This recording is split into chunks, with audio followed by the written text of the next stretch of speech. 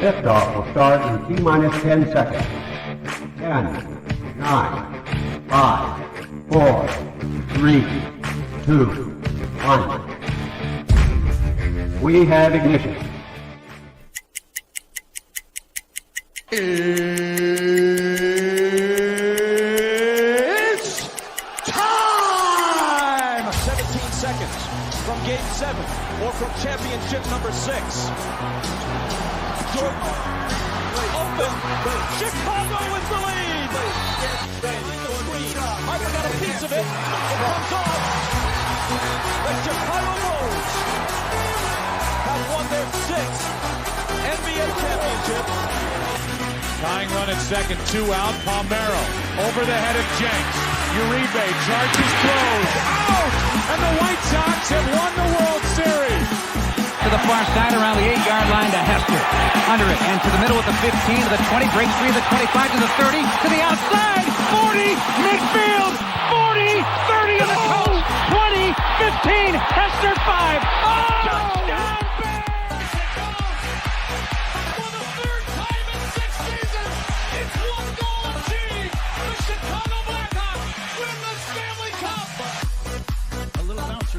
Toward Bryant. He will glove it toward Rizzo. It's in time. And the Chicago Cubs win the World Series.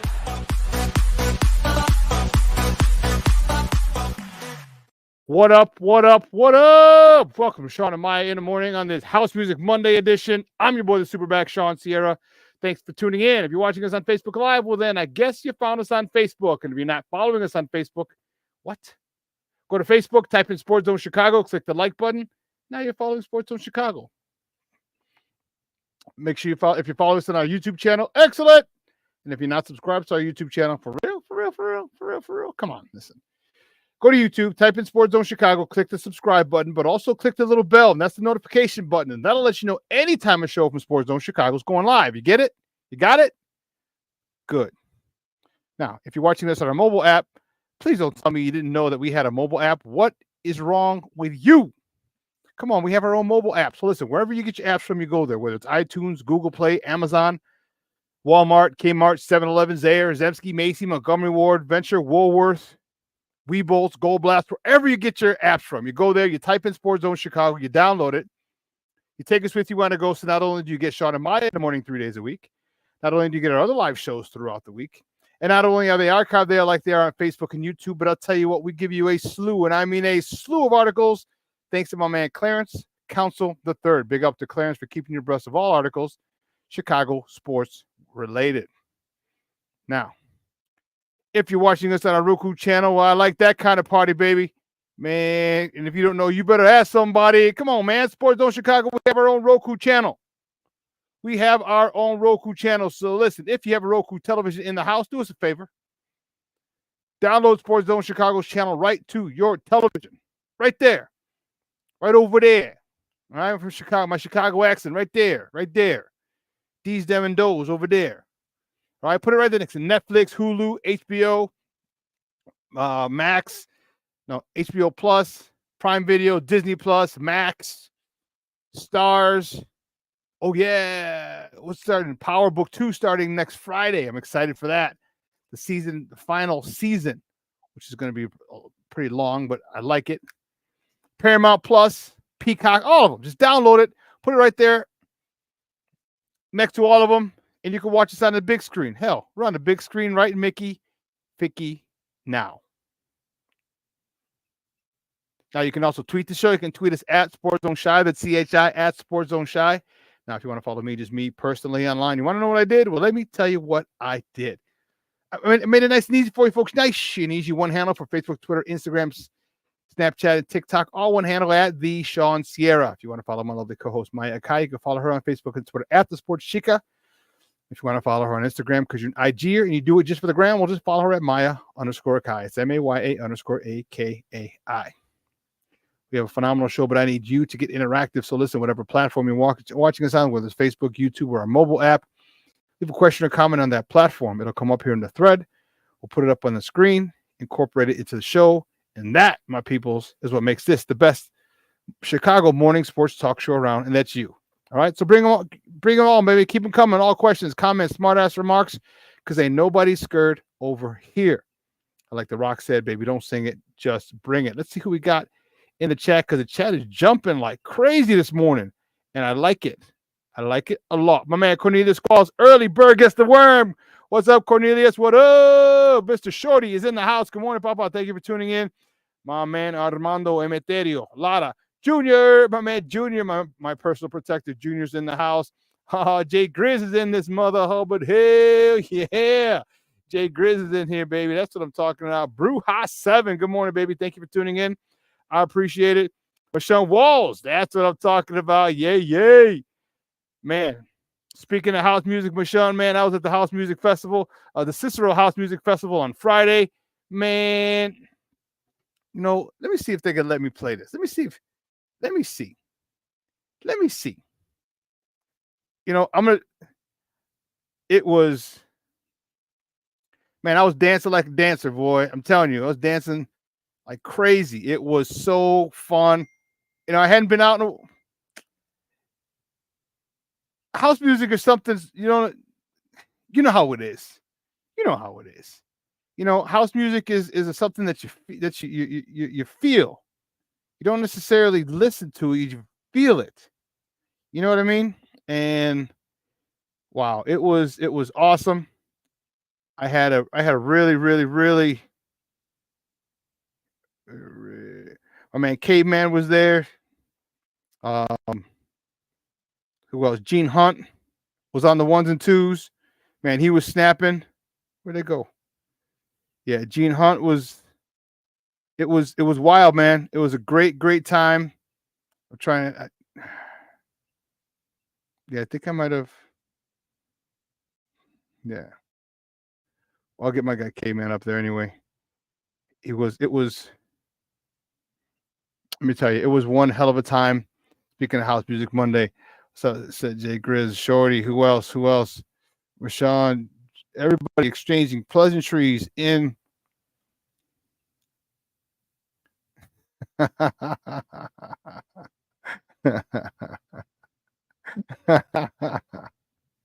Bus stopping, baby.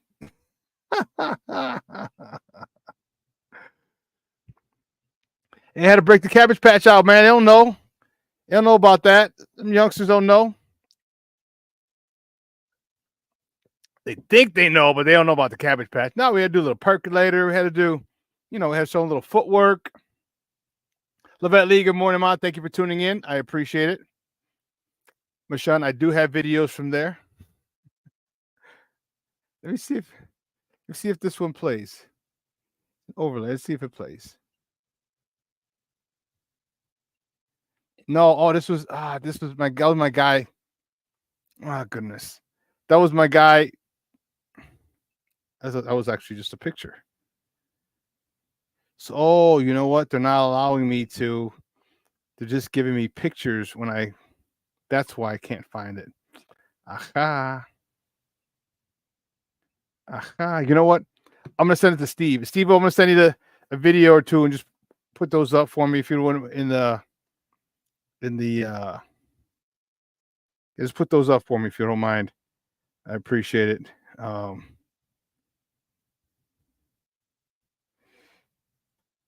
Yeah. All right. Yeah, I'll send them to Steve. He's gonna put them up in this. Man, it was such a good time. And you know what's really, really cool? I still don't trust me. I still keep an eye out. You know what I mean? I still am aware of my surroundings. I'm still aware of and looking to see what's going on from where. You know what I mean? But there's no nonsense going on. You know what I mean? No nonsense going on. No fights. No one was talking shit. No one was squaring up. No one was representing. No gang stuff. It was great. It was great. Let me tell you. And I had a good time. And the crowd was a lot. It was a really weird mix of people. There are a lot of youngsters, 22, 25. All right. Then you had a lot of people my age who could be their parents. I ran into one of my friends, Mary Lou. Big shout out to Mary Lou. I haven't seen her in a while. Seen her maybe since last summer, or maybe 2 summers ago. Anyway, I ran into her. She was with her niece. So it was crazy. The age disparity, the age gap, or the wide gap, the wide range of ages that were there, which was dope. So I had a good time. Plank's in the house. Good morning, Papa. Thank you for tuning in. Oh, cool. You were able to get Ken on for June 20th. Good stuff. Good. I'm glad. Glad it worked out. Glad it yeah. Good stuff. I gotta delete this. So it was a good weekend. Had some family stuff. Hope you guys had a really good weekend. Hope you're able to spend time with some family, friends, loved ones. There was a lot of sports to talk, but man, you always got to make time for family. And I just found out yesterday that my cousin Shorty, his daughter, Melissa, his son, Frankie, his mom's grandma. So his grandmother passed away. So it's his grandmother on his mother's side passed away last week, and yesterday was the wake. Today's the funeral. Man, first of all, she passed away at 97. So man, it was a great run. It was phenomenal. She got to see a lot, almost 100 years of life she had, and that was great. So when I saw him yesterday at the wake, he wasn't as sad. He said, man, he goes, she lived 97 years. He said she was very fortunate. She was surrounded by people who loved her. After 97 years, there's not a lot. She lived a full life. So he was happy and but even so, like I said, just remember, tell your loved ones you love them. You just never know. You could be at 97, you could be 47, 37, 77. You don't know when your time, when the sand runs out of the hourglass runs out of sand. All right, on your life. So make sure you let your people know, okay, that you love them. So I had a pretty busy weekend, dinner with family. So I hope you guys were able to get something like that in as well. Because we're gonna get ready, kick it, and talk about sports. All right, at 10 o'clock, my man Herb Howard from the Bigs is going to join me. We're going to talk Bears. All right, Caleb came back and had a great day on Thursday. Everyone was going crazy. Oh, Caleb's back, Hall of Fame, Bears Super Bowl. Yeah, but all the DBs are gone. The Bears defense is gone. All right, Jalen Johnson had a camp out in California. So Jalen Johnson, Kyler Gordon, Quan Brisker, Tyreek Stevenson, a lot of those guys were there. So Caleb did well against the backups. We're going to talk to Herb Howard, though, about that. We'll get his take on Hard Knocks, his take on the Hall of Fame game, a whole bunch. And, when me and Herb get together, man, it's going to be fun. It's definitely going to be fun and entertaining. So make sure you grab your popcorn for that one. Herb Howard at 10 o'clock. But let's kick it. Let's get it started, baby. Let's cue up MC Hammer. Let's get it started. Oh, see, some of you guys don't even know about that MC Hammer, man. Come on now. Let's get it started. Guys, you know how we do the first segment of every show? It's called Top of the Morning. It won't come just when you want it.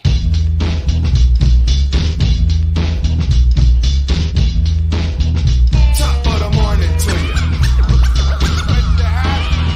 Top of the morning to you. Top of the morning to you. Let's see, the first top of the morning topic. Which way do we go? Which way do we go? Which way do we go? How about this? How about on a crappy note?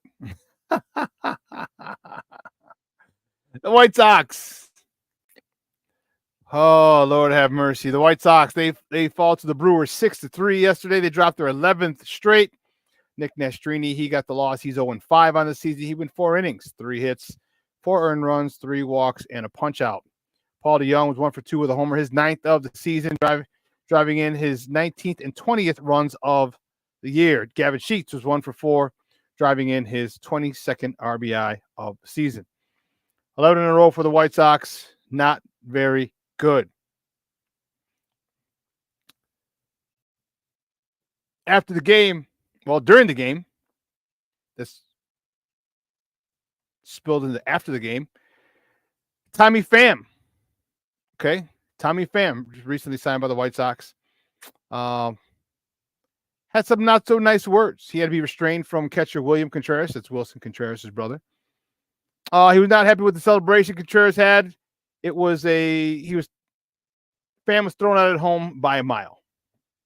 All right, by a mile. It wasn't a bang play by any stretch. All right, Contreras was waiting for him, caught the ball, swiped, and got a little too fired up. Got a little too fired up for Tommy Pham. A little too fired up. And he went after him. Let's take a look. Here's the throw to the plate. And he's out. And Contreras is barking at him. Tommy Pham barking back. He's not backing down. He doesn't like that. And now home plate umpire Edwin Jimenez has to hold back Pham. Nah, we ain't taking that. We ain't taking that from the Brewers. I don't care how many L's we got this year. We ain't taking that. Now they're holding back Tommy Pham to make sure that everybody cools down. I mean, it was a clean play on all sides, well executed. You've got to take a gamble there. Maybe the throw is off the mark.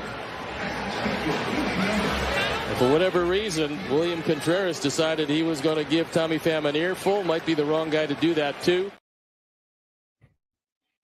Might be the wrong guy to do that, too. Tommy Pham had some NSFW, not safe for work, post-game comments. Here's what he said. One-run ball game, close play at the plate. And actually, it wasn't even fucking close. There's a shallow fly ball to left field. You would expect the left fielder to throw the base runner out on that play, but the situation of the game, third base coach sends you got to go. I'm nailed out at home by a mile. I'm going to the dugout, and I hear the tough guy with all the hoorah shit. So I'll never start anything, but I'll be prepared to finish it. There's a reason why I do all kinds of fighting in the off season, because I'm prepared to fuck somebody up. So you can take it as what it is.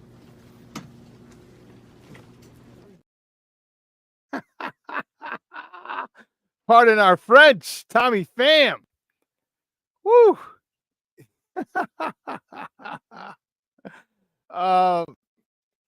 Man, it was, and I get it. The issue is this.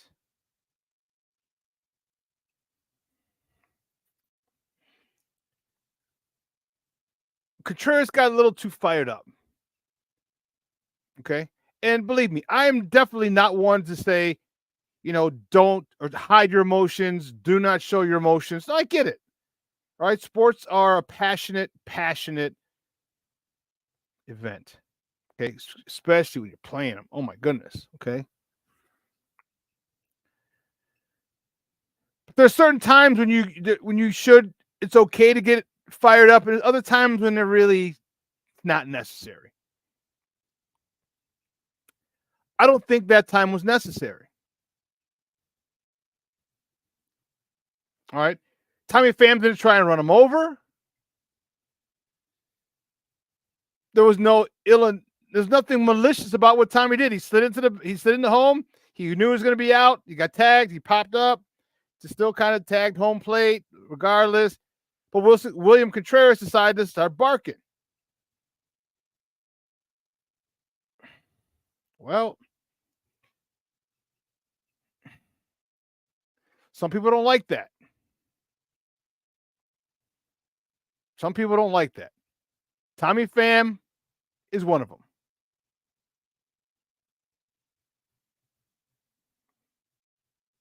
And he did not hold back. You heard the expletives. He was ready. You saw him on the field. He was just like, he's ready to bop. So sometimes you can do too much. And I think William Contreras did too much. Personally, I just think he did too much. But we'll see how it plays out. We will see, because I don't know if I don't think we play them again. So interesting. And let's not get it twisted. The Sox have lost 11 in a row. Tommy Pham is frustrated. The White Sox are frustrated. All right, any little chirping from an opposing team, it's going to set you off probably a lot sooner than it most likely would in a normal situation, because you've lost 11 in a row. But that's not their fault. That's not Milwaukee's fault. Okay? That's your fault, White Sox. Okay? That's your fault. You got to stop that losing streak. Trust me, you stop that losing streak, there's not a lot of yapping going to be going on for Milwaukee. Okay? You got to start winning. It just, yeah. Jay Grizz, just like his brother, trust me, as a Cub fan, the Contreras talk a lot of smack and love to show off. They do. They do. Yes, they do. They do. DC's in the house. Derek, what's up, Papa? Good morning. Thank you for tuning in. Yeah, the Contreras are very, they're very passionate, dude. They're very outspoken. They're very loud. They're very combustible. So anyway, next top of the morning topic, the Cubs. There you go, baby. The Cubs. There we go. What are you doing? What are you doing? The Cubs fall to the Reds 5-2. They dropped that series. Ben Brown got the start. He got the loss. He's 1-2 on the season. He went 5 innings, 6 hits, 5 earned runs, a walk, 6 punch outs. Cody Bellinger was 3 for 4, hitting his 10th double of the season, driving in his 27th RBI on the campaign. And Bodie drove in his first RBI of the season. I hope you weren't expecting help from us, Cub fans. Hope you really, truly weren't expecting help from the Sox. Because if you were, you were greatly disappointed. Greatly. But the cool part is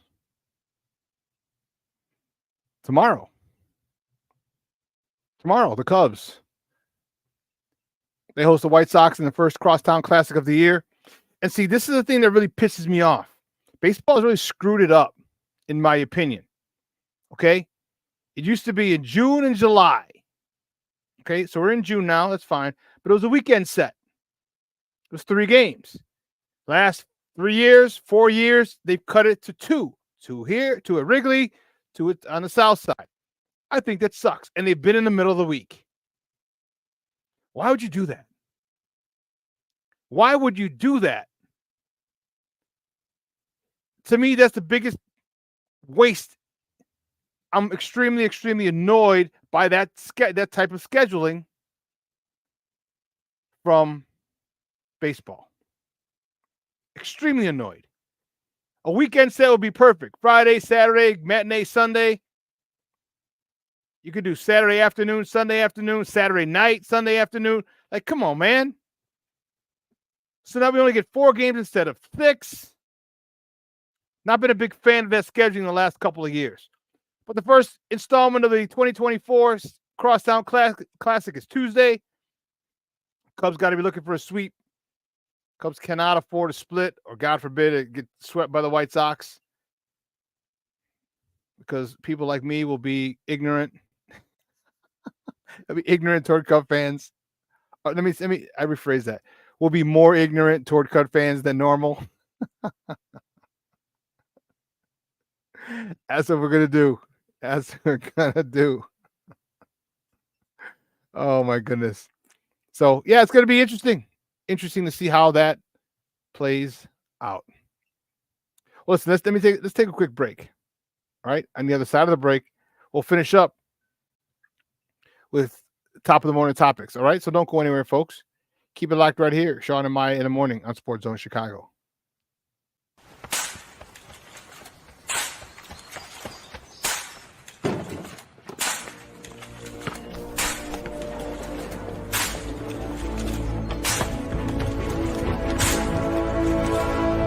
Move it!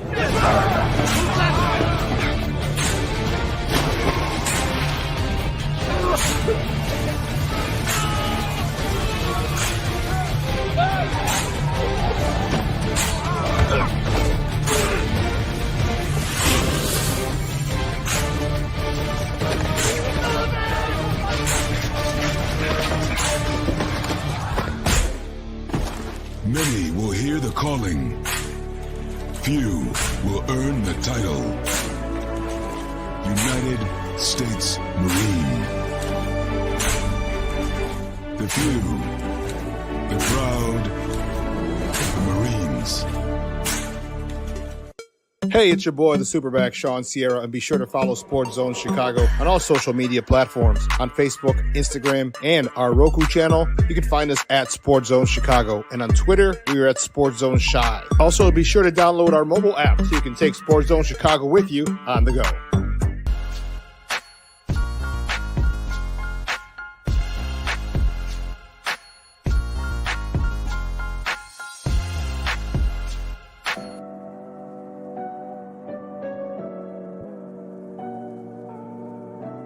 How do you take care of your mind health? For my mental health, I meditate in the mornings. I have my dogs.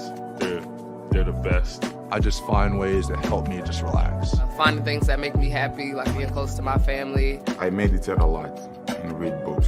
I have hobbies outside of the game. I'm able to switch off. I'm able to turn my brain off from the game of basketball. Your mind health matters. Your mind health matters. We are looking for a few heroes, mentors, trailblazers, innovators, a passion to change lives, spark curiosity, open hearts, and awaken minds, help students answer the question, who am I? This could be your calling, but this is no job. It's the journey of a lifetime. Be a hero. Be a teacher. Mental health and learning disorders don't discriminate. 17 million children and adolescents in the United States live with disorders like anxiety, depression, ADHD, and dyslexia. Less than half get the help they need to thrive. Help the Child Mind Institute change these children's lives. Visit childmind.org.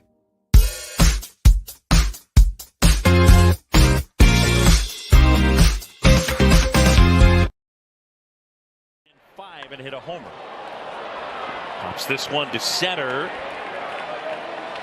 And Bellinger pulls it in for two. Line drive, that's a base hit. And that'll score one. Suzuki around second, on his way to third. Trading places, and a run scores. Cubs are on the board, it's 5-1. Back to work. And that's through the left side hole and a base hit. So a promising start to the Cubs' sixth. Hit hard, that'll get through. Wisdom will stop at second. And back-to-back hits. And David Bodie ready to step in. Bounce, De La Cruz. Shovel to India, run scores, throw to first, not in time. But Wisdom comes home, but some damage control, 2 outs. Welcome back to Shawn and Maya in the morning on Sports Zone Chicago. Those Cubs courtesy of the Marquee Network. Those were your Cubs yesterday. Your Cubbies with a 5-2 loss. Next top of the morning topic, the sky. This is a very highly anticipated matchup. Unfortunately, the Sky fall to the Indiana Fever, 71-70 on Saturday. Man. Kennedy Carter, she had 19 points. Raina Mabry, 15 points, 9 rebounds, 2 assists. Camila Cardoso making her season debut with 11 points. Did I get that wrong? I think I might have got that wrong. Hold on. I thought she had more than that. I must have made a mistake. Cardoso. No, 6 rebounds. I thought she had more.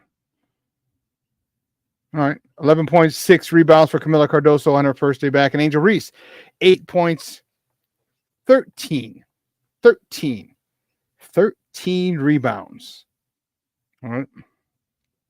You know, there was that was a tough one. Marina Mabry was at the line with under 10 seconds to go. Sky down 2. Misses. She splits the free throws. And hence Sky lose by 1. That was a tough one. There was a lot of passion, a lot of energy, a lot of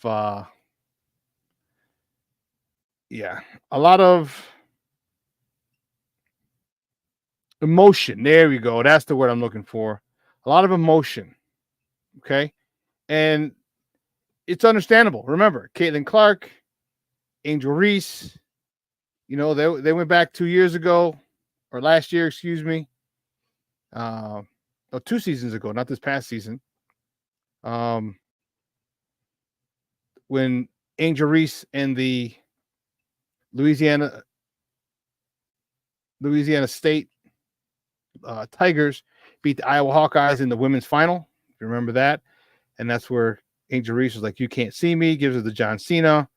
Also points to the ring finger. That whole deal. And they added that adds to the drama. Okay, that adds to it. Well, speaking of this, they were mad. Obviously, the Sky was upset. Okay. And the next top of the morning topic, the game was marred by a flagrant foul at Kennedy Carter on Caitlin Clark. People are calling it a cheap shot. I guess you know what? Yeah, it was a cheap shot. There's really no need for it. No need for it. But here's the one thing. Let's not get it twisted. This is sports. Okay. And let's remember, Caitlin Clark talks shit too. Let me get this down. So we can get this squared away. Caitlin Clark talks shit too. All right, let's not get it twisted. Like, oh, they're coming after Caitlin and blah blah blah blah blah blah blah. And all right, Caitlin she talks her shit too. Now it might not be as much as it was in college when she was the big dog. Okay, but she still talks her shit. So let's not get it twisted. Like she's perfect and everyone's just picking on her. Okay. There is jealousy, no doubt. There is a sense of you must prove yourself, rookie, no doubt. And I think she took it a little too far. I think she was. I need to probably see it again. Let me watch it again. I thought, yeah, it was unnecessary. Don't get me wrong. I'm not advocating Kennedy Clark. Kennedy Carter. I'm not saying what she did was. I'm not advocating for her. I'm not giving her excuses. I think Caitlin fell or was trying to get a foul call, and they're not giving her the foul. Let's see. And Clark. I mean, that's clear all which was called. The question is, will they call it unnecessary? Kennedy Carter. So yes, that was unnecessary. But it was an acting job. You want to know how it's an acting job? She hits her in the hip. If you get hit in the hip, your upper body is not going to fall back. Your whole body will move. But if we'll watch it again, when you get hit in the hip, your upper body isn't the first thing to go because your whole body is being moved. So she bumps her in the hip. Again, not called for, not a basketball play. So I'm not condoning anything Kennedy Carter did. But Caitlin Clark was trying to get a foul, which deservedly so. But I think she embellished. She didn't really have to because there was not a basketball play. But just watch her upper body. And Clark. I mean, that's clear, which was called. The question is, will they call it unnecessary? Kennedy Carter.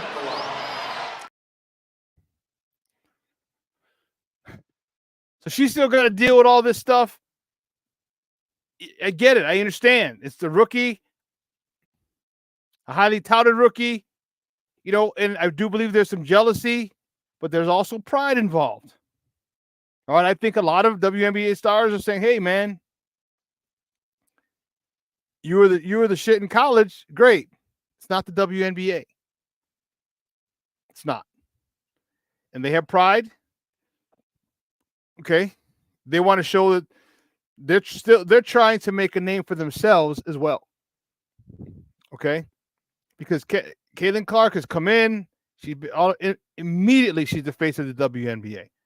Okay. Her, Cameron Brink, Angel Reese. Okay. This whole rookie class all of a sudden are the faces of the league. And a lot of the veterans might feel a certain way about it. Understandable. All right. You're going to get that. You're going to get a little extra for rookies. It's not just you, Caitlin. It's everybody. You saw what they did to Angel Reese. They threw her down. Okay. So it's not just you. Okay. All rookies are going through this. All of them.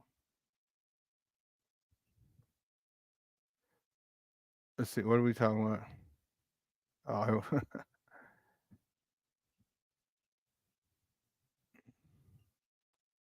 yeah, that was a cheap shot. All right. But it wasn't as bad. If you notice, Caitlin Clark could have stayed upright. But she, as I told you, first her whole body moves and then her upper body falls. Like, come on. Well, I get it. This is the LeBron era. This is the acting era. I get it. Okay, cool. But Skype got to do better. They're James, good morning, Papa. James Ford in the house. Good morning. King Booker World is in the house. Good morning, baby. Thank you for tuning in. I appreciate it. Hey, see Adam joining us this fine morning. Plank is in the house. Man, I told you, some of the usual suspects. I love it. I love it. I love it. I love it. And then to make things worse, next top of the morning topic, Angel Reese, watch her. She gets fined $1,000 for not making herself available to the media after the game. Like, you got to understand, Angel, if anything happens in the game, good or bad, media's going to want to talk to you. Whether you're involved or not, they're going to want to talk to you. Talk to your boy Caleb. All right? You guys are from the DMV area. They always want to hear from the star. You're the face of that team. In addition, the Sky, as an organization, got fined $5,000 for failing to ensure that their players follow WNBA interview protocol or policies. So remember, you're losing $10 million to $12 million a year to WNBA. Teams are losing the same, or not the same, but the teams are losing for the most part. You can't be getting fined $1,000. You can't be costing your team $5,000. Now, mind you, it might be okay, no biggie. I got endorsements from, Nike, from Gatorade, from here, from there. $1,000, you ain't jack spit. But when you're causing the organization to lose money, And I know it's only $5,000, but still, this is money that they're not making. This is money that they're losing. So they got to do a better job. And the Sky have been very poor. If you read about it, many different articles have talked about their public relations needs to be better. Okay, it needs to be better. And it does. All right, it does. They got it. You know, you have to. You got to be available. People want to talk to you. They want to get your perspective. They're asking. Many of them are asking what the fans want to hear. Like you had that whole situation. Remember, you're the face of the Sky. They're going to want to hear from you, Angel. They're going to want to. Right, wrong, or indifferent, this is what they're going to want. All right. So hopefully this is a learning experience for you and realize that you're going to be, you're going to be asked to talk a lot about stuff that you may not even have been involved in. Might not even have been involved in. Okay. But c'est la vie. That's how it goes. All right. Well, moving on to the next top of the morning topic. The NBA Finals start on Thursday in Boston. So Boston has a home court advantage. Start on Thursday, 7:30.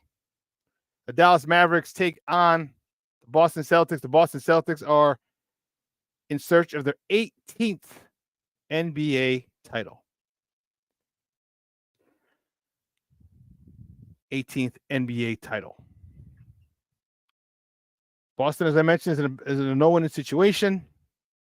They were picked by many pundits before the season started to win the NBA title. So if they win it, not a lot of hoopla will be made from the media because many picked them to win it. And if they lose it, a lot of hoopla will be made by the media because they were picked to win it.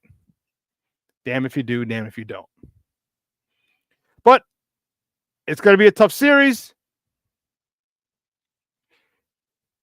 Dallas has two closers. All right. Luka and Kyrie. Dallas has two closers. Many teams don't have one closer. Okay. Boston has two closers. Jaylen Brown, Jason Tatum. Okay. This is good. This is going to be quite the series. I'll talk about who I'm going to pick later on in the week. Probably Wednesday. Probably Wednesday I'll decide who it is, or I'll let you guys know who I think is going to win this series.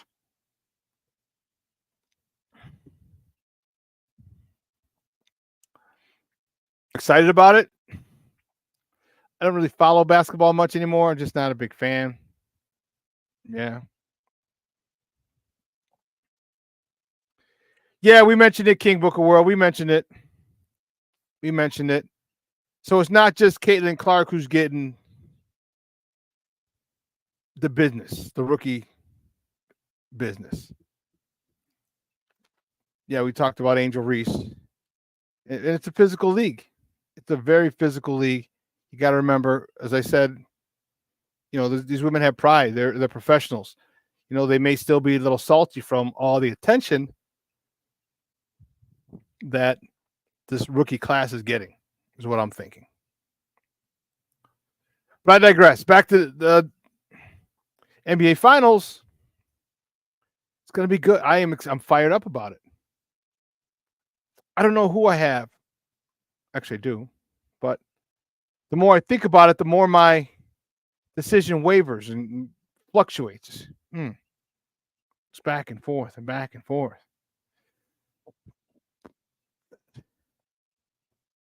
I like Luka. I like Kyrie. Still a little annoyed about him. And that's just me being petty because Kyrie seems like he's grown up a lot. Okay. But then Boston.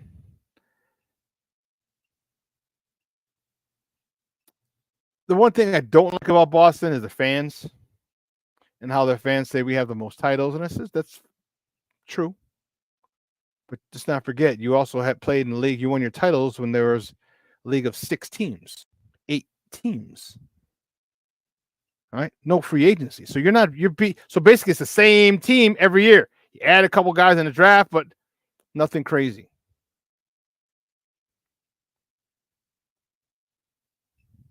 And believe you me, I heard all about it going to school out in Massachusetts. I heard all about it often. Often. Shorty, I disagree with you. They're not as bad as Packer fans. Yes, they are. Yeah. They're worse. They are worse. Okay. The entitlement that Boston Celtics fans have. Yeah. And that was coupled with, for a while, they were intolerable. Thank goodness I was gone when the Red Sox won 3 World Series. Okay. Thank God I was gone. I definitely wouldn't have been able to live it down. Then the Patriots were on their run for 20 years. Okay. The Bruins won a Stanley Cup. So Boston was at some point, they were intolerable for a while. They were definitely intolerable. Because the Patriots were in they went to 10 Super Bowls in 20 years. 10. Damn sure, and should have won 8 out of the 6. But yeah. They're worse. I in my opinion, they are definitely worse. Just New England fans, the Boston fans. Yeah, they're just,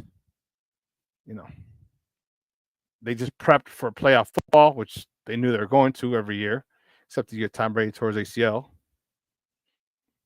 Okay. And the Red Sox, their rivalry with the Yankees was AC Adam. F Green Bay, F New England. Oh, that's classic. Well, the last top of the morning topic before we welcome our guy Herb Howard. The Stanley Cup final is set. Game 1 is Saturday in Miami. The Florida Panthers welcome the Edmonton Oilers, and the Edmonton Oilers are getting there for the first time with Connor McDavid. Now, if you don't know who Connor McDavid was the next best thing. He is a superstar. He's one of the faces of the NHL. Okay. 8 years in the league now. This guy was amazing. When he came out, he was what Connor Bedard was this year. He was the dude. Every 4 or 6 years, you'll get one of those dudes. Oh, shish kebab. You know what? I can't believe I forgot to send that to Herb. I can't believe I forgot. Herb's like, hey, man, where's the link? Oh, man.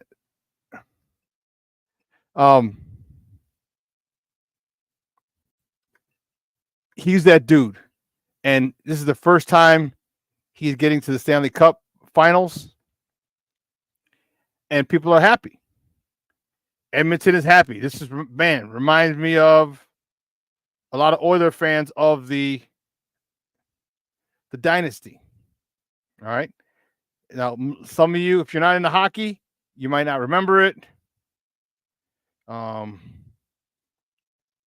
the 80s, man, it was something. Gretzky, Messier, Marty McSorley, Yard Curry, not Yard Curry. Grant Fuhr was the goalie. Great, great stuff. And they're getting back to that. Just watch this.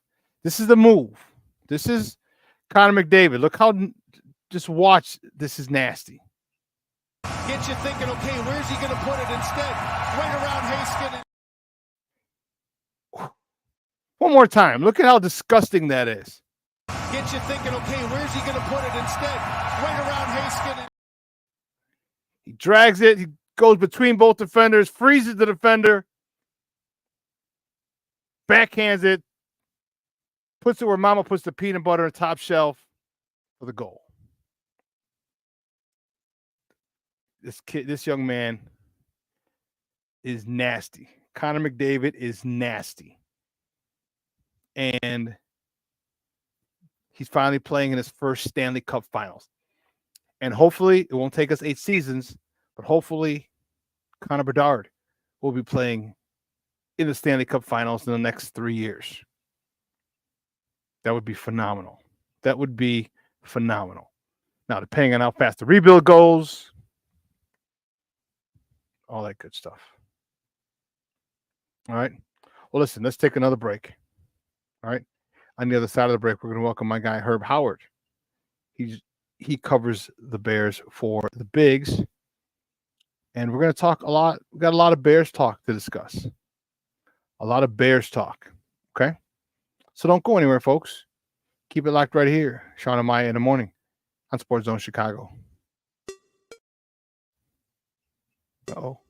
Hey, it's your boy, the SuperBack, Shawn Sierra, and be sure to follow Sports Zone Chicago on all social media platforms, on Facebook, Instagram, and our Roku channel. You can find us at Sports Zone Chicago, and on Twitter, we are at Sports Zone Shy. Also, be sure to download our mobile app so you can take Sports Zone Chicago with you on the go. Time out. How are you feeling right now? Happy? Excited? Angry? Overwhelmed? One of the best things you can do for your mind health is to name what you're feeling. It can sharpen your awareness and help you talk about your feelings with someone you trust. Here are 3 questions to ask yourself. Where are your thoughts right now? In the past, the present, the future? Do you notice any sensations in your body? Is your heart beating fast? Is there a flutter in your stomach? Or are you fully relaxed? What do you need right now? Time with others? Time to yourself? Remember, there's power in this awareness. So find ways to identify what you're feeling today.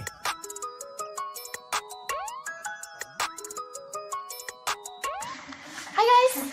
Hey. Hi, Megan. Hey, Jessica.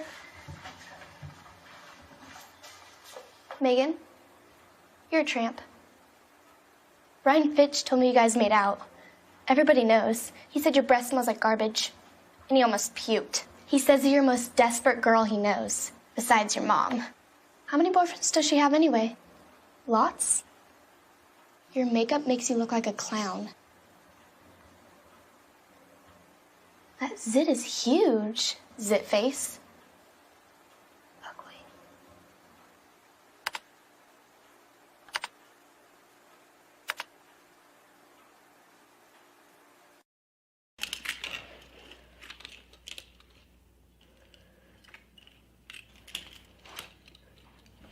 Hey, bud, what you doing? I'm playing with cars. Cars? Can you show me what a car does? Whoa, whoa, whoa, whoa, whoa. Hold on a second. First of all, this is a school zone. So you need to put down your cell phone, stop texting, and let's get to driving. Now you're coming up to a stop sign, right? You need to slow down and stop before you hit that Y line. I want you to look left, right, left. You don't want to get hit by a car going on your left, and to your right to make sure you don't get sideswiped by a guy coming from your right. You're coming, and you see a crosswalk. You better slow your horses down, because the #1 rule of driving is always yield to pedestrians. Now stop, pull over, and you are done driving. Gosh, what do they teach you kids in school nowadays?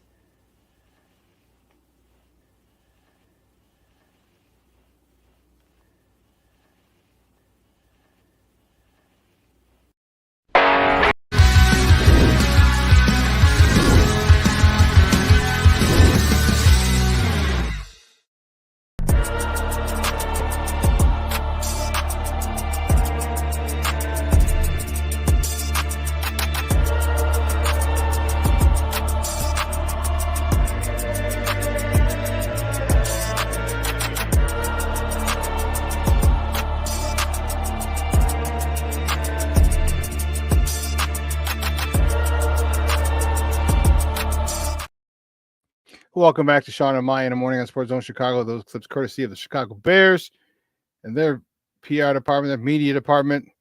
Yeah, that was from rookie minicamp. There are a couple other ones, later ones, where Caleb hits Rome Odunze over Tyreek Stevenson and some other good ones. But it's good. It's just good to see them playing catch. It's good to see them going against a really, really, really good defense. And, you know, when Caleb had the rough day and, you know, a whole bunch of other media, oh my God, the sky is falling, the sky is falling, the sky is falling. Caleb's a bust, cut him, you know, arrest him, throw him in jail, throw him under the jail. Like, relax. It's OTAs. It's OTAs. It's okay. They're not even in full pads. And people are mad. People are mad. Not taking into account the fact that he's going up against one of the best back sevens in the NFL. Caleb's a bust. Caleb's this. Caleb's that. Caleb. Come on, man. Let's be smarter than that. Then he comes back then he comes back on Thursday and man has a good day. And everyone's like, oh, he's back. Okay, woof. Oh my, Caleb. MVP, Bears Super Bowl, Caleb Rookie of the Year. Oh man. Relax. It's not that serious.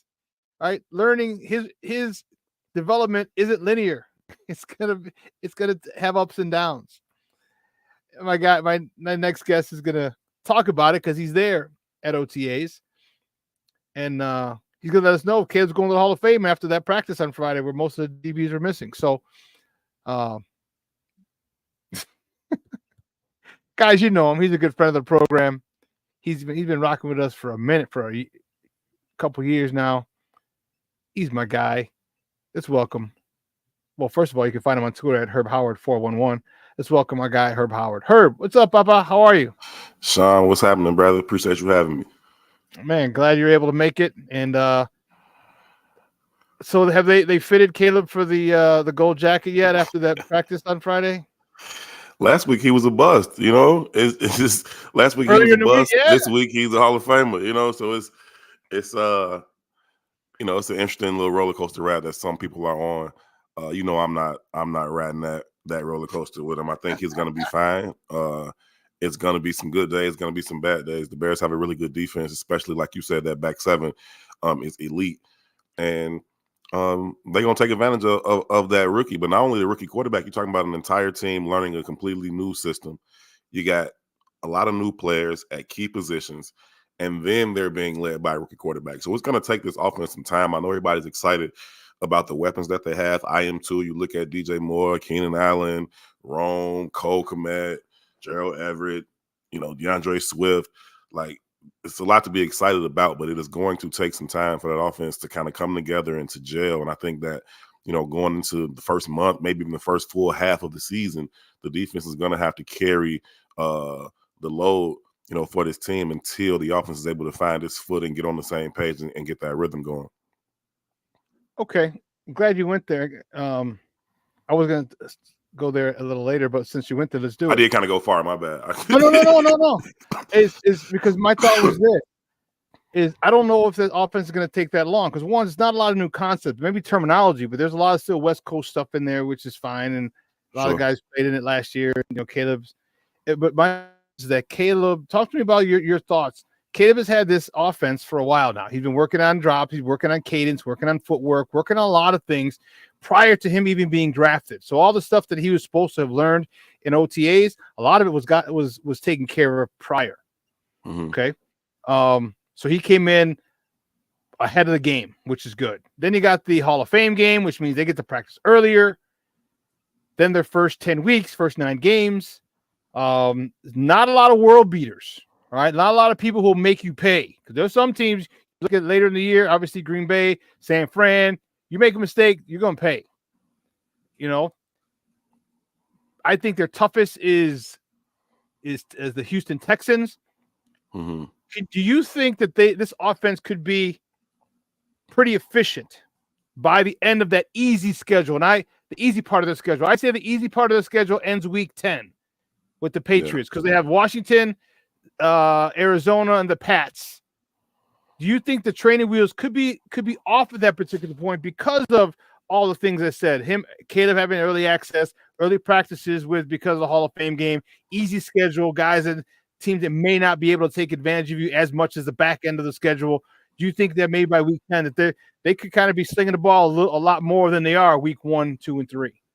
Yeah, I think by that point in the season, that's when I would expect them to kind of be firing on all cylinders to have this thing kind of rolling really well. Granted, they're healthy. I think that having the schedule that they have is beneficial. Obviously, I think that Caleb Williams comes into as good a situation as any number 1 overall pick has ever walked into. And so all of those things will benefit them. All those things will give them a chance. But I think they're going to need that kind of lighter schedule early, because I still think it's going to take them some time. I just think, getting used to playing with one another, DJ Moore and Keenan Allen getting used to running routes next to each other. When do I break? When do you break? When do I cut under? When do I cut over? Those type of spatial things that just kind of happen. As you get more accustomed to playing next to guys. I know what the route says. I know how it's drawn up on paper, but then it's how it's actually run on the grass, and then finding those rhythms and those little, nonverbals and how they just kind of sync up and play off each other. Those things will take some time. It'll take some time for Caleb to get used to the nonverbal communication with his receivers, to read their body language, to understand, okay, I can kind of look and see when DJ is open, or when this is going to be back shoulder, when it's going to be front shoulder, when he's about to come out of his break. Those types of things will just naturally take some time, and they're going to look a lot better week 9, week 10 than they will week 1 and week 2. And I think it's a very, very good thing that they have the defense that should be able to hold down the fort until they're able to start, putting up 35, 38 in a game. I don't expect that to happen too frequently, too soon. There may be some just because the schedule is light, but I think it's going to take them some time. But I do think it's benefited Caleb to be able to understand where he was going early, get a head start on the playbook. I think he works hard at it. He's obviously uniquely talented and gifted. So he's got a chance to come out and play well early, but I think it'll take some time. Are you happy with his struggles early? I just think it's natural. I won't say I'm happy or not happy about it. I just think it's to be expected. He's a rookie quarterback. I don't give a damn how good he is, or he won the Heisman. He's number 1 overall pick, and I know he's the most highly touted prospect since Andrew Luck or whoever. I get that. But it's just going to take some time. It's the National Football League, man. It's not a game. These dudes are for real. You know what I mean? You're looking across the field. And you're seeing, it's for real, right? You're looking across the field and you're seeing dudes with a lot of skins on their wall. Jalen Johnson and Kevin Byard, and those guys, they've been doing this for a minute. And so he's not going to just come in and dominate against this defense and, just at this level. So I think it's natural for him to have some of those struggles. He's going to have some good days. He's going to have some bad days. That's just the nature of the business. And so I think what I am happy about is that the Bears have this defense for him to go up against, right? If they didn't have a good defense, I wouldn't like that as much as I like the situation that he's in right now. Having that good defense is going to allow him to be tested early. He's not going to play a defense better than this until that later part of the schedule that we just got done talking about. None of those first 10 teams have the defense that the Bears have. The Houston Texans have a pretty good defense. That'll be a test. But other than that, the Bears are far and away the best defense that he's going to see until later in the season. I think that's a really, really good thing for him. I think he'll be tested. And by the time the season comes along, he should feel like almost relieved to go out there and play week 1 as opposed to playing against the defense that he sees every day in practice. Yeah, I got into a little disagreement with some people, because you and I are in the same boat. I know it's tough to believe. Because I said I want him to fail. I want him to fail gloriously. Oh, you're just a hater. You're this and this. I'm like, well, obviously you don't know sports. Right. I said, you don't know jack spit about sports. I said, because the more he fails in camp, the more he fails in 7-on-7, the more he fails in OTAs, the more he fails. I said, guess what? That's part of his learning process. That means the more he's failing now, that means the closer he gets to succeeding. Okay, because if he succeeds now, first of all, we'd have an issue with the defense. Like, oh, hold on. This rookie coming in, tearing up with it, learning a new offense with new players and everything, and he's tearing up this back 7 that is so elite. If that was a situation, I'd be really, really worried. But it's not. These guys are picking on him. And I mean that in a good way. All right, they're making it difficult for him. They're making it tough for him. And like you said, once you're able to get to be successful with these guys, first string there, not at Jalen Johnson's camp. Right. Then you're going to start being, you're going to have, what that's going to do for a lot of things. It's going to give him confidence. More importantly, it's going to give that offense confidence. That's going to give that defense confidence, because they'll say, you know what? We made him. This is part of us. His success is because of us, because we were on him. So I've said it, and people got mad at me. I'm like, you just don't understand sports. And I said, fail miserably, gloriously right now. Even in the preseason game, I don't give a damn. All right, fail.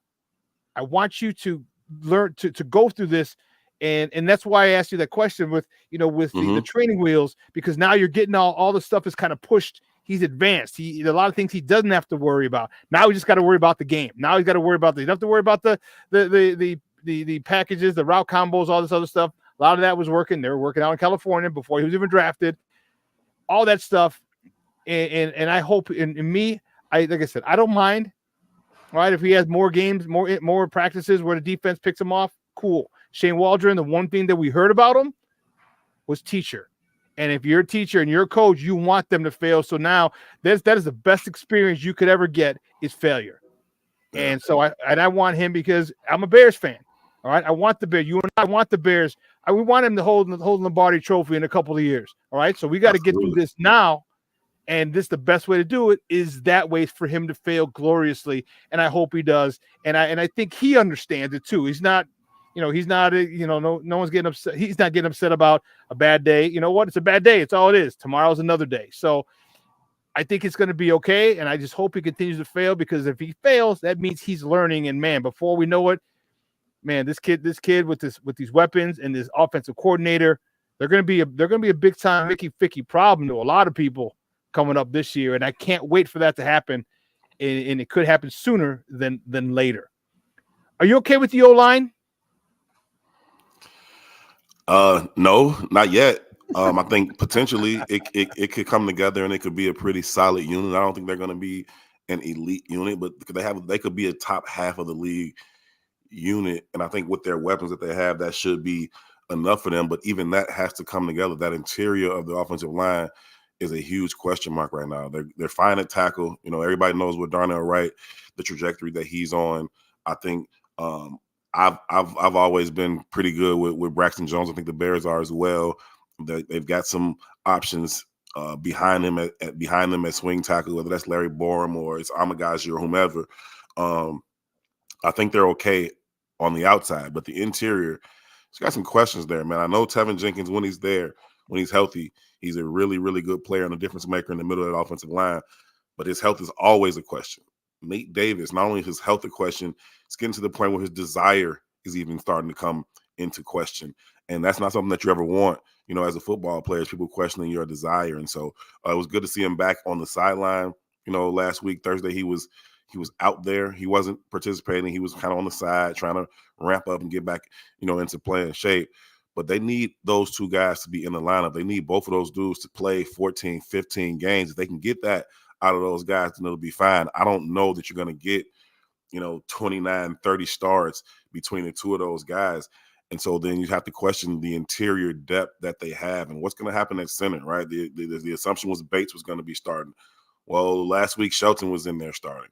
At least the practice that we got to go see, Shelton was in there. And so that seems like that's going to be a bit more of a competition. It's kind of going to play out throughout the summer, and it just doesn't give you enough time to get the cohesiveness with the center and the quarterback. You got a rookie quarterback. You want to have those things kind of solidified. The worst thing that can happen to any quarterback, rookie or not, is pressure up the middle. And you want to get that, kind of sustained as quickly as possible. So I think I got some questions about the interior of that line. It could come together and be just fine. And then one of those guys will take over the starting spot at center.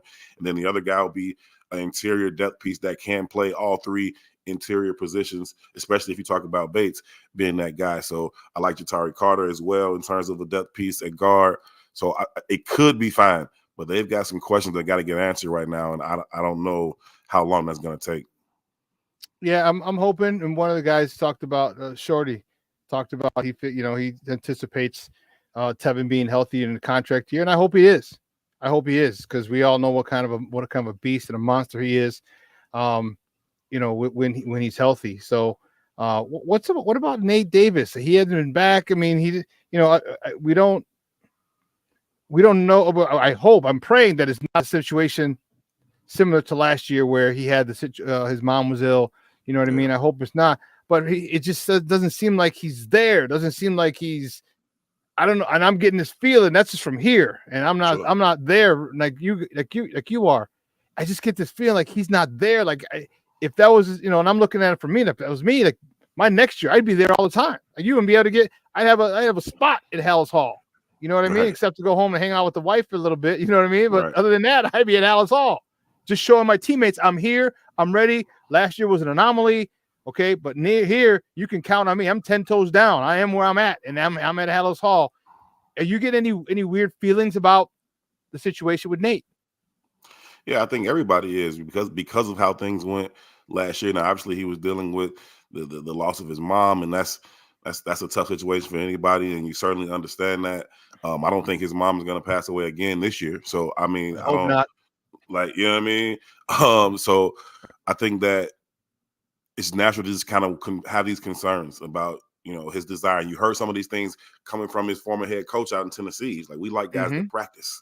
And, he didn't do a whole lot of that consistently last year. So you start to concern yourself, and then you get to OTAs and he's not there. At least the first time that we had the chance to go out there. And then the second time or the third time he was there, like I said, on the sideline, but it was just nice to see him out there at least.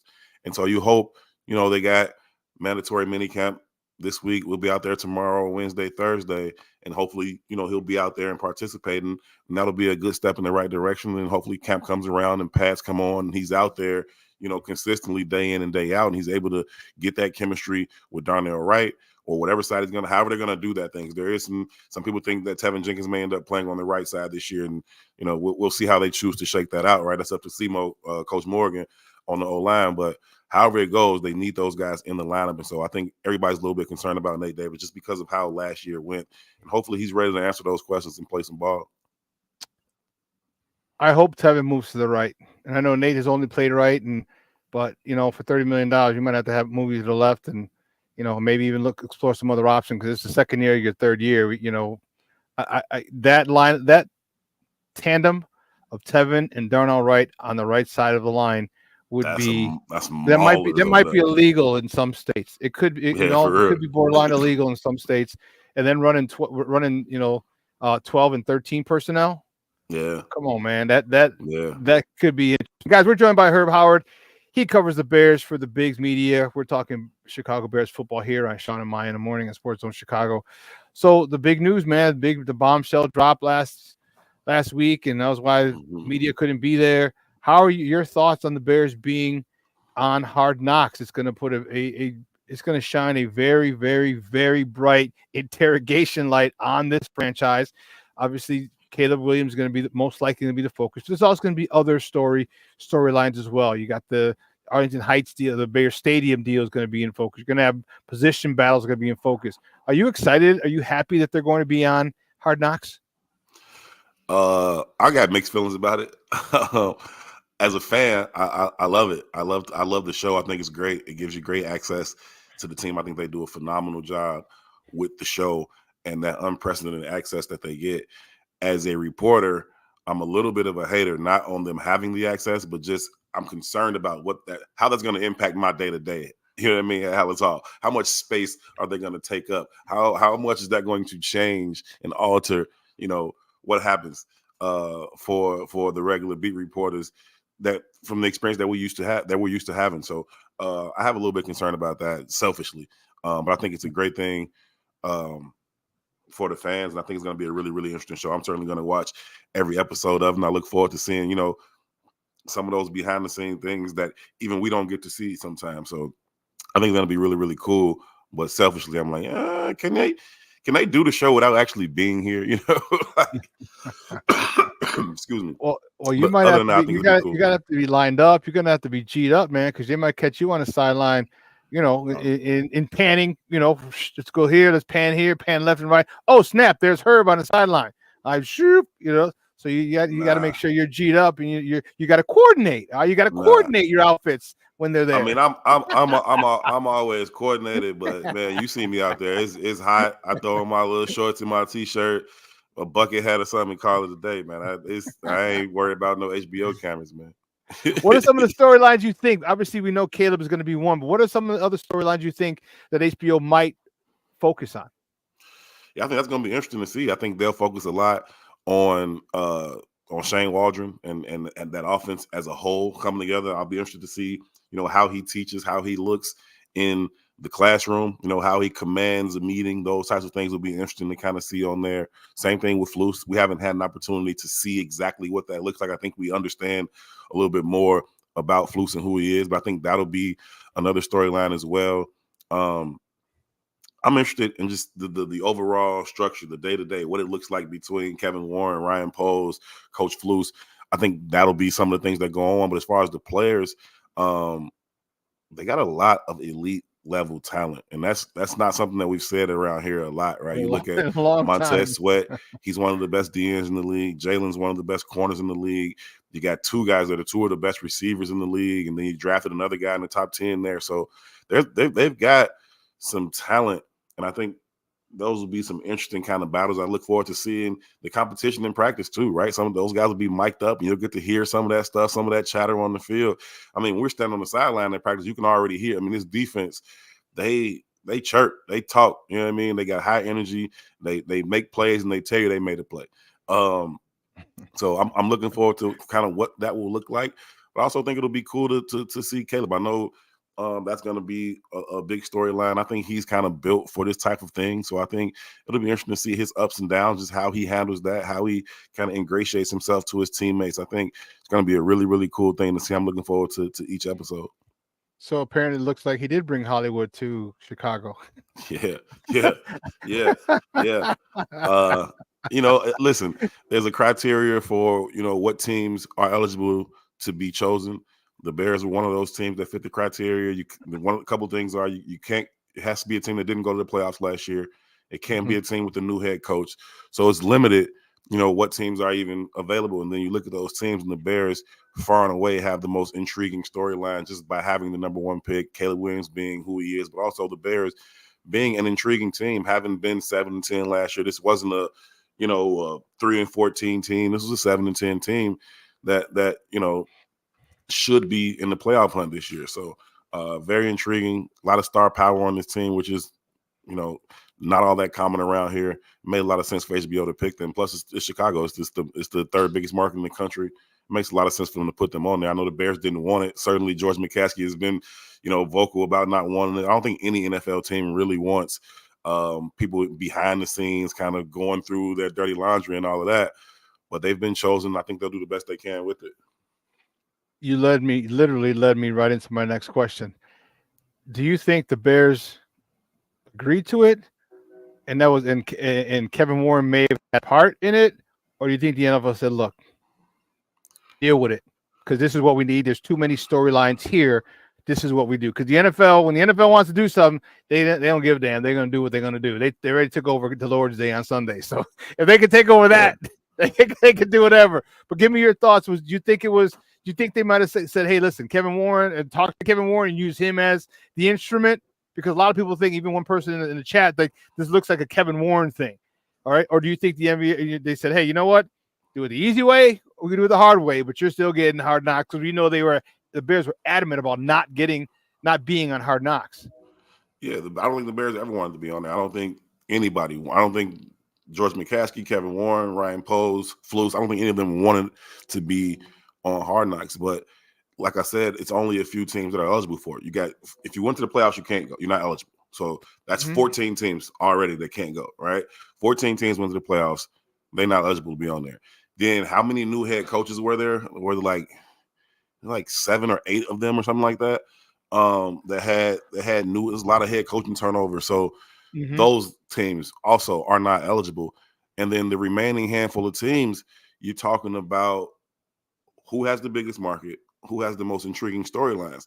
The Bears have both of those far and away. So it just made a lot of sense for the NFL and HBO to pick the Bears. And I don't think they give a damn what the Bears thought about it. You know what I mean? Now, obviously, the Bears do have all the teams have final say in terms of editing, right? What actually goes out, they get to veto some things, say, hey, don't put that out. But in terms of being chosen, they don't have, and then they can do. You know what I mean? We coming. So you know what I'm saying? It is what it is. Yeah, I felt that the NFL might have said, hey, listen, we're going to ask you, but we're really not really asking. It's just kind of a formality. Yeah. I just think the NFL wanted it, and it makes sense, right? Like for all the reasons you mentioned, Caleb, and coming to a mediocre team as opposed to a god awful team, and the defense, and it just made a whole lot of sense. And I like you, like Bears Nation, I'm excited. Part of me, and I have the conundrum as well. As a former player, I would hate to have those things in there. Hate it. But also now, since it's there, though, if you're a player, you can be marketed. Like, who do you think might be able to take advantage of it? Like, I think people might get a good look at Kyler Gordon and be like, oh, snap, look, okay, Spider-Man. It could get a lot more people familiar with him, people who don't know him, and maybe more marketing opportunities for him, or for some of the other guys when it's all said and done. They got some great dudes in that locker room, man. They got some really good dudes in that locker room with nice personalities. I think the country is going to grow to love guys, like you said, Kyler Gordon, Jalen Johnson, Jaquan Brisker. I think the country is going to get a look at those guys, and they're going to grow to love these dudes. DJ Moore, really cool dude, really funny dude. Yeah.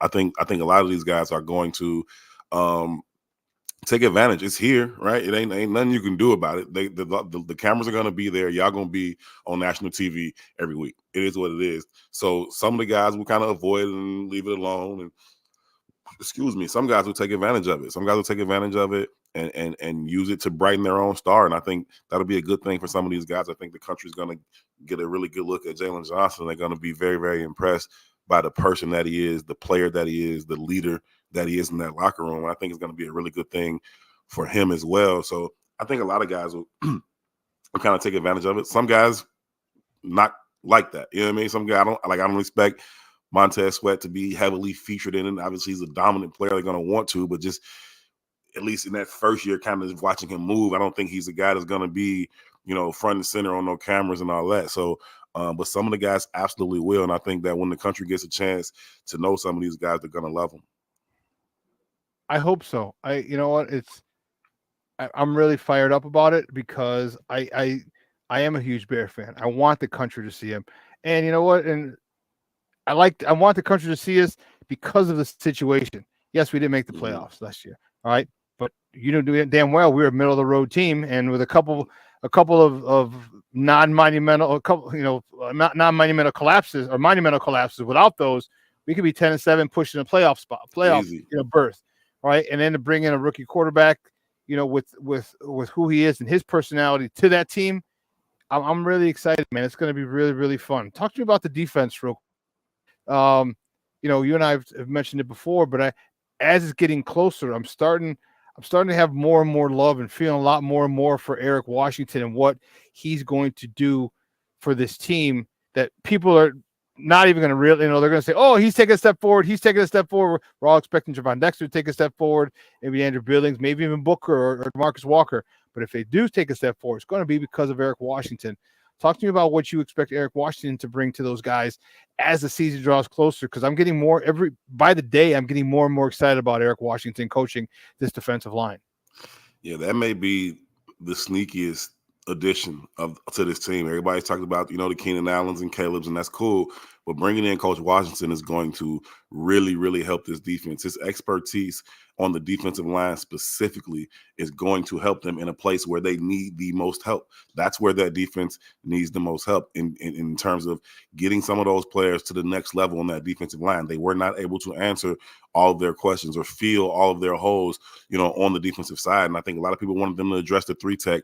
But listen, the Bears thought they did that just last year. They just invested a second-round pick and a third-round pick with Gervon Dexter and Zach Pickens. And so, they're hoping that they already have those answers on the roster. And I think that Coach Washington is the perfect person to kind of get them to that next level. You look at Gervon Dexter, he came into OTAs. You can tell he's put the work in terms of physically. He looks leaner. He's clearly he's just a huge monster dude in the first place. But Yeah. he looks leaner, which is going to allow him to play a little bit quicker, should be a little bit better for his conditioning, and hopefully it allows him to play lower. Now, getting low at 6'6", whatever he is tough. But, if he can play with better pad level and have a little bit more explosiveness off the ball, that's going to help him in this penetrating defense at the 3-tech. So Coach Washington's going to get the most out of him. Obviously, you wanted to an addition at the other end spot opposite Montez Sweat, and that still may come. They still may go out and re-sign Yannick Ngakoue. That still may come as well. They obviously drafted Austin Booker, and then you got DeMarcus Walker already there. So I think that Coach Washington is going to absolutely get the most out of that unit. Whatever those guys have in them, he's going to bring it out of them. And so I think he's a really, really good addition to this unit. I think he's a great person for Coach Flus to have as a resource when he's off doing other things. He knows that Coach Washington is fully capable of commanding this defense, calling the defense if he needs to, but specifically getting the most out of that group up front. And so I think that's going to be a really, really good addition to this team just by adding him to the coaching staff. You've been there, so give me your thoughts on Austin Booker. I like him. I think he's, personally, I thought he was a one-trick pony for this year. He's got a lot more talent. I'm not saying that that's his only thing, but I think this year, but he gained a lot. He's been in the weight room since we last saw him. I definitely noticed that. What do you think his role will be and could be by the end of the season? Because I just saw him as a specialist because of his ability to get to the passer, but he might. What do you see? You've seen him out there. You've seen him with the added weight he had since the end of the season. Can he be a 3-down guy, or is right now? Do you think it would be just for him and a team for him to be a assist, or what are your thoughts on Booker? Because I like him paired and being coached with, not just being coached with, but being coached with in your formative years of the NFL by Coach Washington. That's huge. Yeah, all I can tell you right now is what he looks like, physically. We'll obviously know more once the pass come on. You get to see him actually rushing against Darnell Wright, rushing against Braxton Jones, Larry Bourne, just NFL tackles, right? And then we'll be able to know more about the full scope of his game. Does he have the ability to use his speed and turn it into a bull rush, right? He doesn't have the brute strength just yet, but just his sheer speed, you get the tackle on his heels, then you can go straight through his chest. Does he have counter moves to his speed? Can he get upfield, get a spin move back to the inside? Can he get that first step up the field, jump back inside? So those are the types of things we can't really tell until the pads come on fully. But looking at him, he looks the part. He looks very, very athletic. He's extremely long. He uses his arms well in terms of creating distance and separation from the tackles. He's got a good first step. He's got long legs. It's almost weird how long his legs are. Yeah. Long limbs, period, know. Man. He got long arms too, bro. Yeah, he's just a real wiry, like long dude. And so you got to see how he uses those things, right?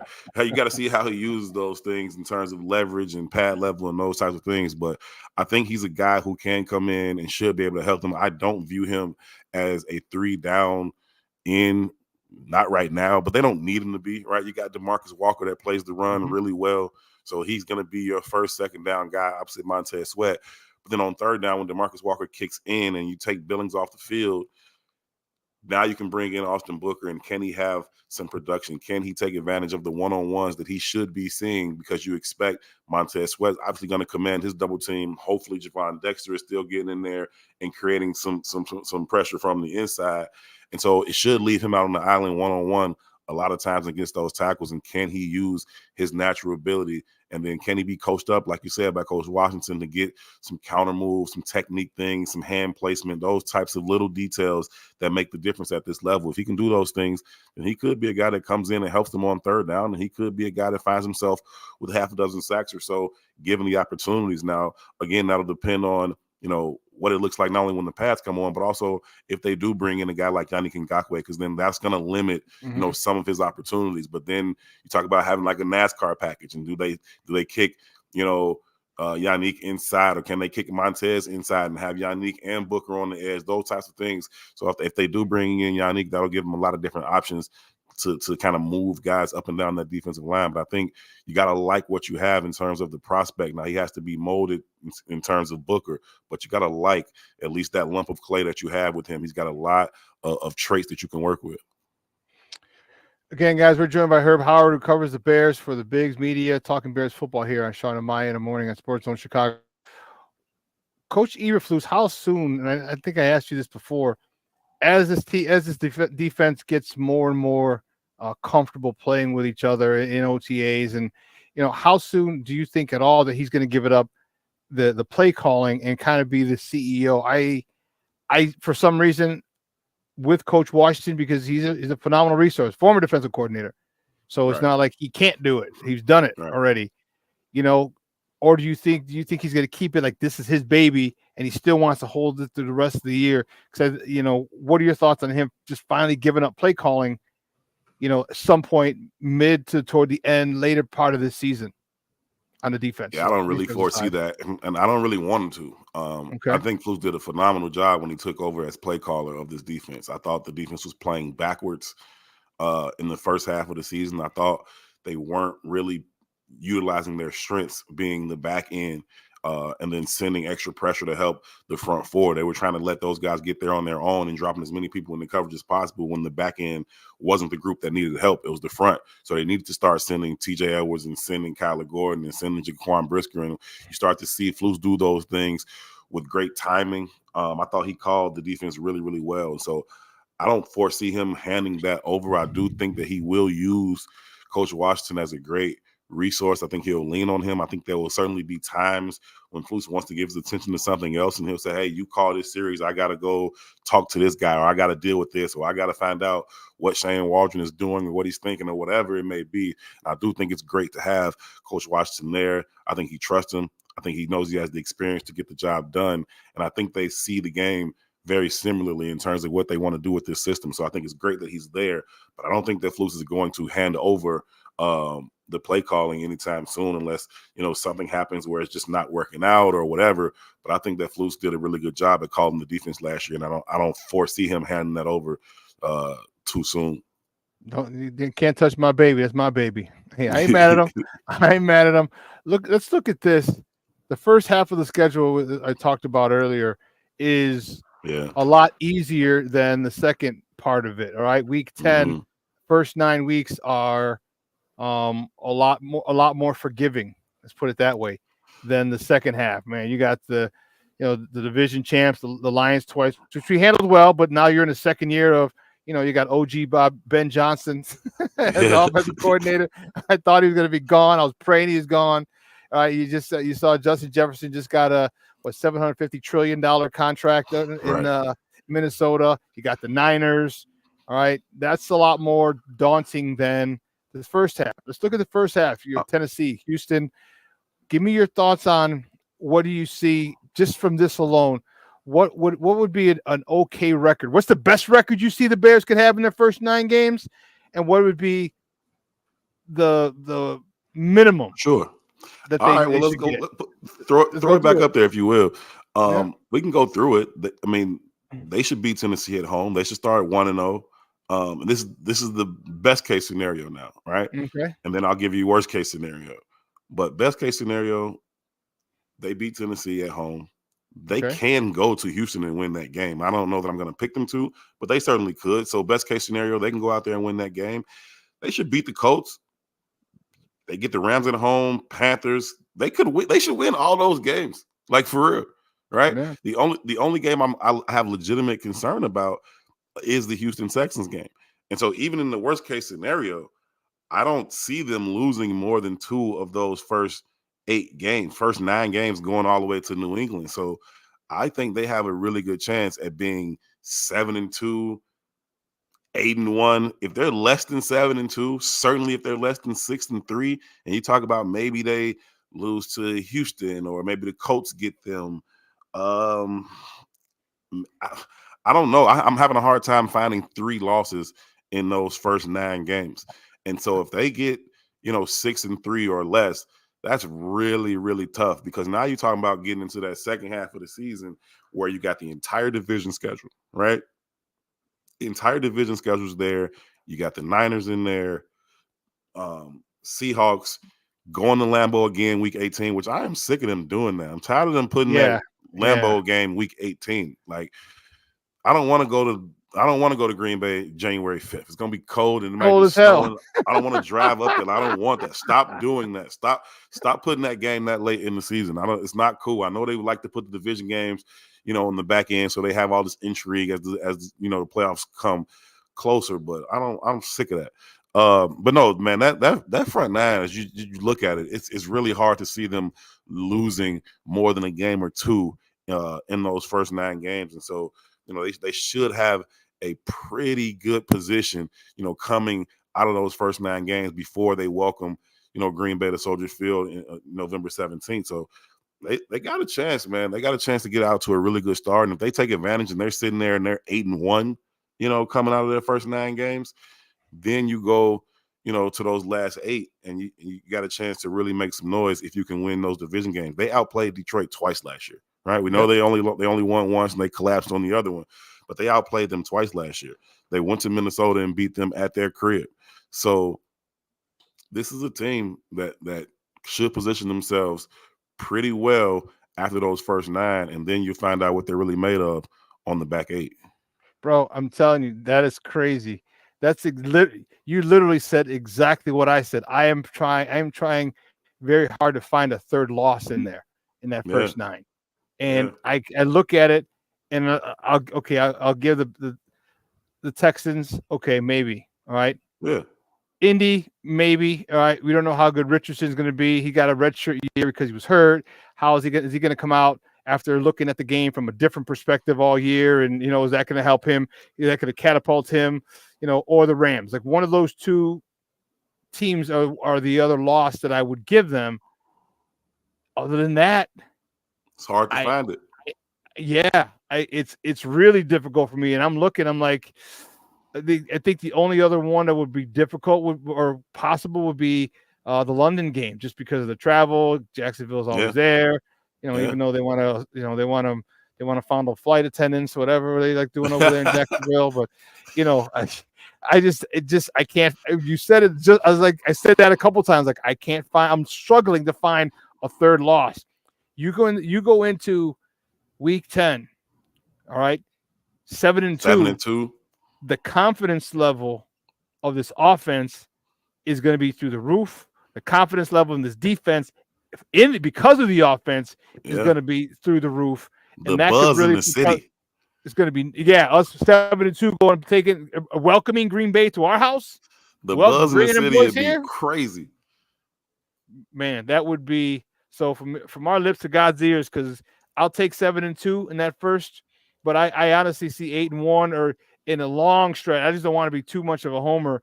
I could see them winning all those games, but I'll just say 8-1 or 7-2 is where I'm gonna go. Yes, 6-3 should be the absolute worst for that. But the absolute worst should be if they find themselves 5-4, they messed up, right? So they messed up somewhere.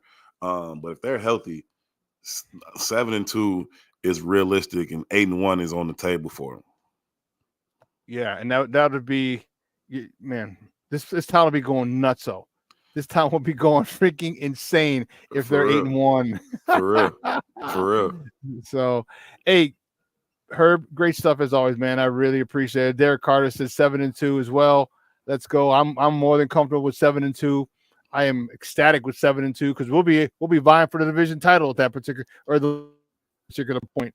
So they'll certainly be right there. It's hard to assume that somebody else in the division is going to be better than 7-2, right? Somebody else is going to go 9-0, 8-1. Like they'll be right there in the hunt, and then all the division games are on the back end. So you got your opportunity to go. It'll all be in front of you, right? Whatever you want to do, whatever you want to make of this season, it'll be in front of you after week 10, and it'll be up to them to go see what they want to do. What's going to happen when Green Bay come in? Can you make a statement in that first division game and say, hey, Green Bay comes here and you take care of business? Or is it going to be the same old, Packers come and rip y'all in y'all own crib? So that's going to be a huge game. They should be sitting at 7-2, 8-1, and welcome in Green Bay, and they should be ready to make a statement that, hey, we are legitimately here to take the North and never give it back. What do you think? What if it goes sideways? Whew. How soon do you think that major changes are made? I don't think Flus will be fired in the year, not at all.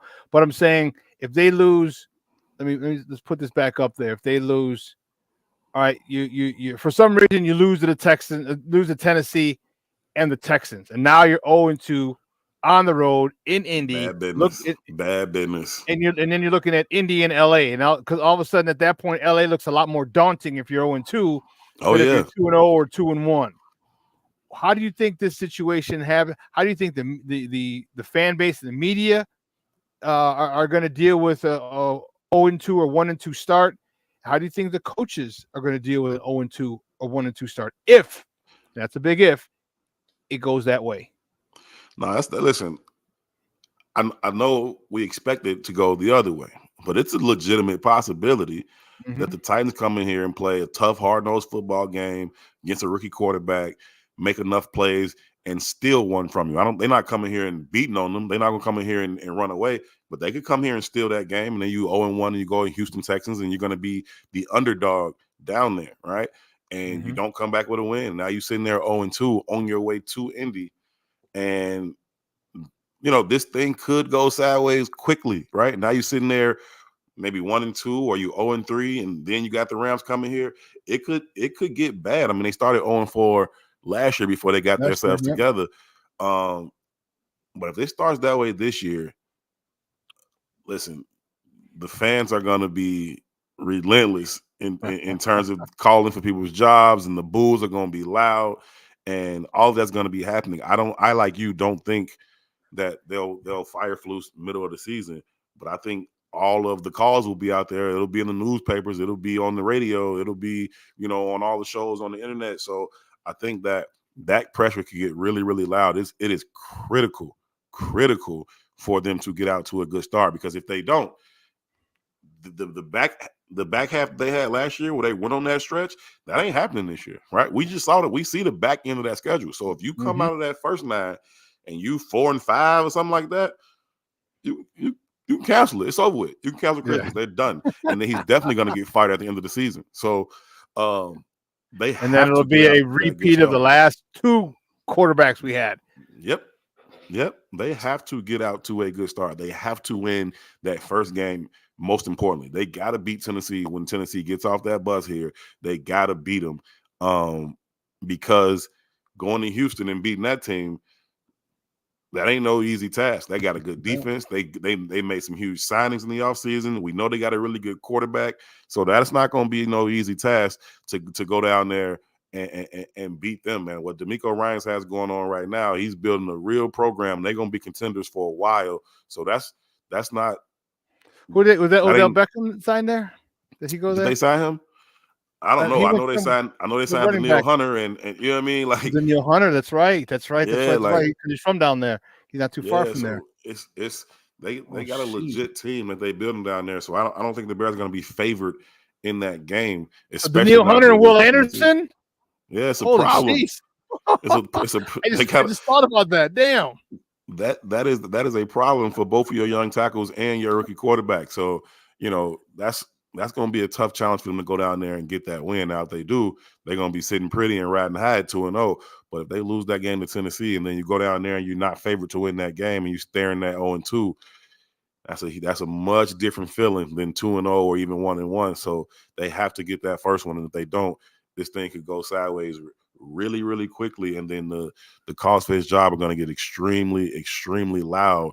And if Ryan Poles doesn't, then people are going to start questioning him as well, although I think he's pretty safe because the moves that he's made. But it's going to get really, really loud if this thing falls off the rails quickly. Herb, as always, great stuff, man. I appreciate it. Do me a big favor, though. Let everyone know where they can find you and your work online. Always a pleasure, man. Thanks for having me. You can follow me on Twitter at HerbHoward411. You can follow my work at It's the Bigs as well. Always a pleasure to sit here and chop it up with you, man. Thanks for having me. Man, thanks for coming on, bro. I appreciate it. We'll talk soon, all right? Yep. Thanks. Guys, that's Herb Howard, who covers the Bears for the Bigs. Man, what if it does go off the tracks?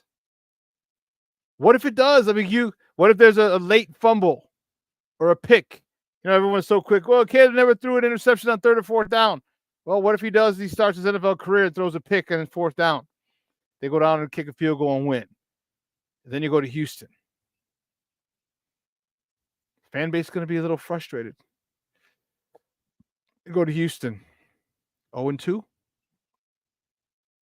0-2. You go to Houston, then you go to Indy. And remember, Indy's a wild card. We don't know about Richardson. All right, he was injured just about all of last season. Does he come back and have a phenomenal season? All right, we saw Patrick Mahomes sat, not due to injury, but he sat. And again, when you start looking, and let me explain something to you. Remember when Justin Fields got injured and he was looking at Tyson Bagent and he was able to look at the game from a different perspective. He came back and played very well the segment after his injury.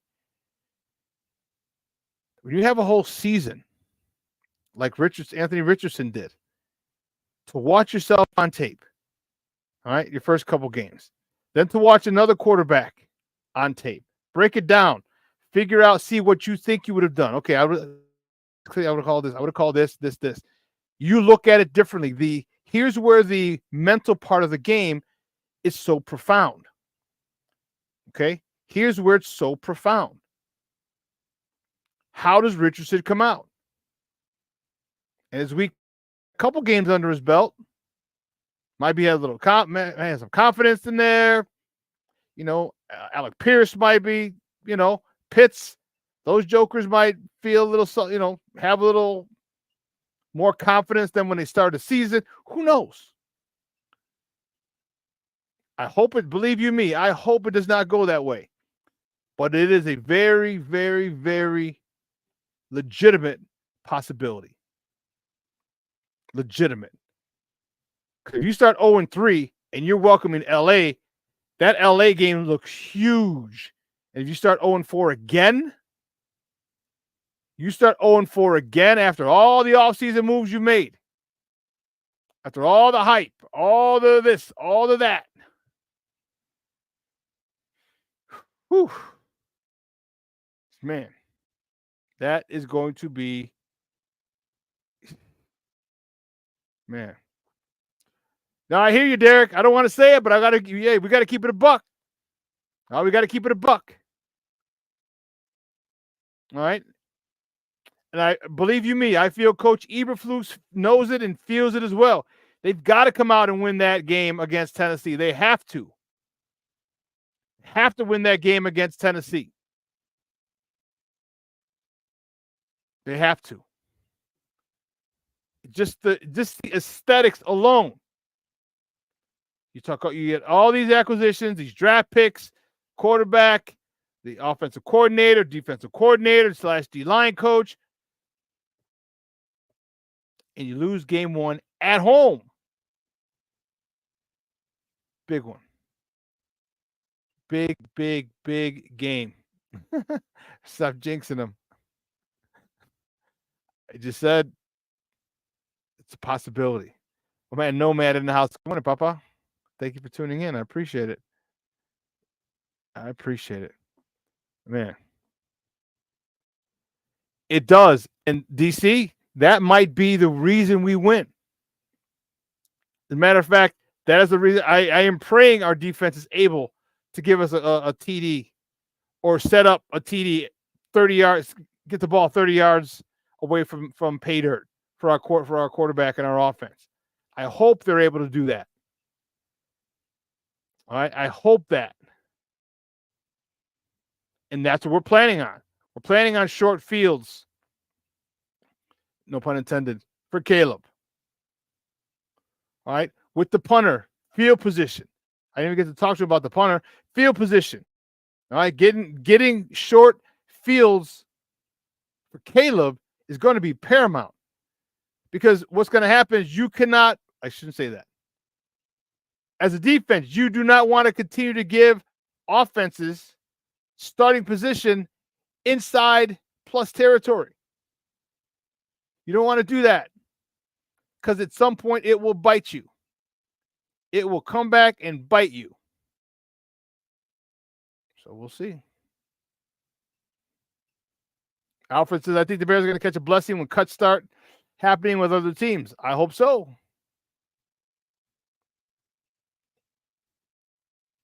I hope so. I hope so. Yeah, those first six games, if the defense can carry them, which they have more than enough talent, let's do it. Let's do it. Man, 3 hours is come and gone. Wow, I want to thank my guest, Herb Howard, for coming on, talking Bears football with me. All right, we got to talk a little baseball, a little Tommy Pham. We previewed the Crosstown Classic, which starts tomorrow on the north side. All right, we got to talk a little Chicago Sky. All right, Caitlin Clark, Bears. Good day at the office, folks. Good day at the office, and you guys in the chat kept it lit. Yes, if he lives up to the hype, that is going to be an unbelievable weapon for the Bears. All right. So listen, I will be on later today at 3:00 Central Time, 3 Central. With Nomad, we have our daily Bears show. Okay. Don't forget, 12:15 here, Sydney and Lakina give you Second City Sports, another 2 hours of Chicago sports.